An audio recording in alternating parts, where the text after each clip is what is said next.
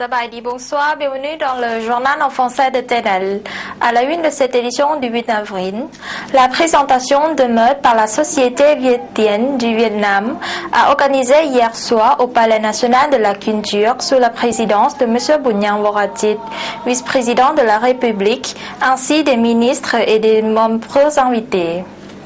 La société de Viet Dien avait beaucoup plus de 50 agences au Vietnam. Ses productions exportent aussi aux États-Unis, en France, en Allemagne, en Grande-Bretagne, au Japon et à la Chine.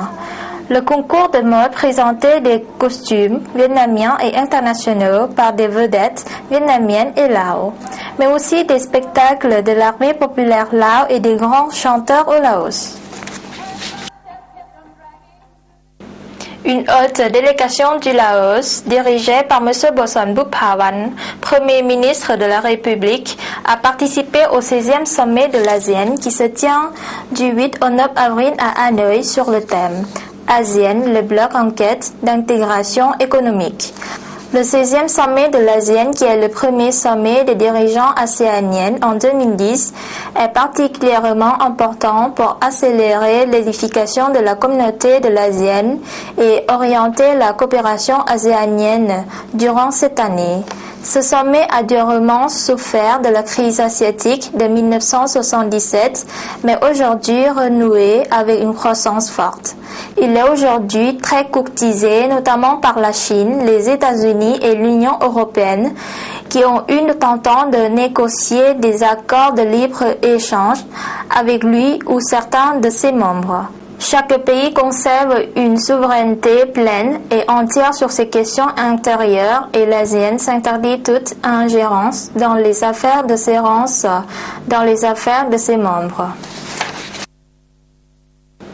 La Banque de développement du Laos, BDN, et la Banque de développement des PME, SME Bank de Thaïlande, ont signé ce lundi un mémorandum d'entente MOU portant sur la poursuite de leur coopération technique afin de perfectionner leur service bancaire. L'accord à ce propos a été signé à l'hôtel Vang Thong, district et province de Luang Prabang, par Madame Bunta Daravi, membre du conseil exécutif et directrice générale de la BDL, et M. Saros Sakon Visava, directeur général de la SME Bank. Ce nouvel accord de 2 ans est la suite de l'ancien MOU, arrivé à terme en février dernier.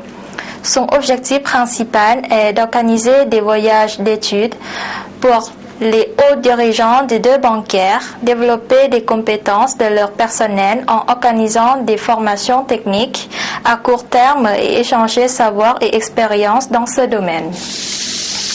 À suivre l'actualité nationale en bref et en images.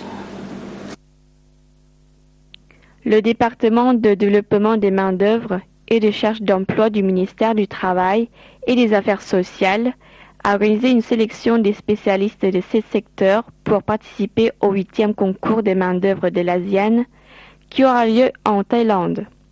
La sélection s'est déroulée en présence de M. Laoli Paiping Yua, vice-ministre du dit ministère, des juges et des fonctionnaires concernés. Plus de 70 candidats ont participé à ce concours.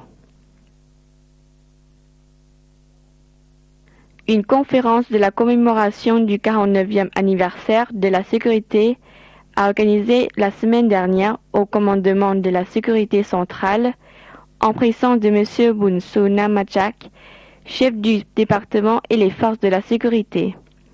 À cette occasion, le chef du département a rappelé les grands événements qui ont marqué l'histoire des forces de sécurité durant ces 49 ans, notamment pendant la lutte pour la libération nationale. Une formation de 3 jours sur de la presse de la télé a organisé ce mardi à la station de la télévision nationale du Laos, en présence d'une vingtaine de responsables dans le domaine de la section de presse de plusieurs provinces. Madame Danien, attachée de presse de l'ambassade d'Allemagne, a expliqué sur la relation de l'échange de presse entre le centre et des provinces pour faciliter des produits, des informations, des autres programmes pour bien diffuser à la télévision. Le district de Nambok, province de Khammouane, vient de recevoir plus de 500 millions de KIP offerts par la Banque mondiale destinés au développement de son infrastructure, ainsi la construction et la rénovation des plus importantes. Ce projet couvre 4 groupes du village, ainsi Ban Nachampa, Nongkasing, Paksé et Navang, a été lancé à fin le mois dernier. La semaine dernière, le commandement de la sécurité de la province de Sanyabuli a inauguré un nouveau bureau de 3 étages en béton et plus de 30 salles d'une valeur plus de 7 milliards de KIP. La cérémonie de remise s'est déroulée par M. Jantavang Boangen, représentant de la société Duangchalen Construction, au M. Bunyeng Chandalasan, chef du commandement de la sécurité de la province Sanyabuli. La signature d'une série de documents portant sur le prêt supplémentaire accordé au gouvernement Lao par l'Agence de coopération au développement des pays voisins NEDA de Thaïlande a eu lieu avant-hier à Vientiane. Cette signature comprenait 3 accords différents. Un contrat de prêt pour le projet de rénovation de la route T2, rue de l'Asienne, d'un montant de 250 millions de bahts, un contrat de prêt de 200 millions de bahts pour la modification du prix de construction de la route R3 et un contrat de prêt de 205 millions de bahts pour la restauration du drainage et la reconstruction de la route R3. Les signataires étaient Madame Viengthong Siphandorn, vice-ministre des Finances, et M. Assiri Buranasiri, président de la NEDA. Le projet de rénovation de la route T2, qui comprend donc les travaux de mise en place du drainage, a bénéficié du prêt de l'aide non remboursable de NEDA d'un montant de 160 millions de bahts, dont 70% sous forme de prêt. Voici maintenant le tableau de taux de change préparé par Anoussa.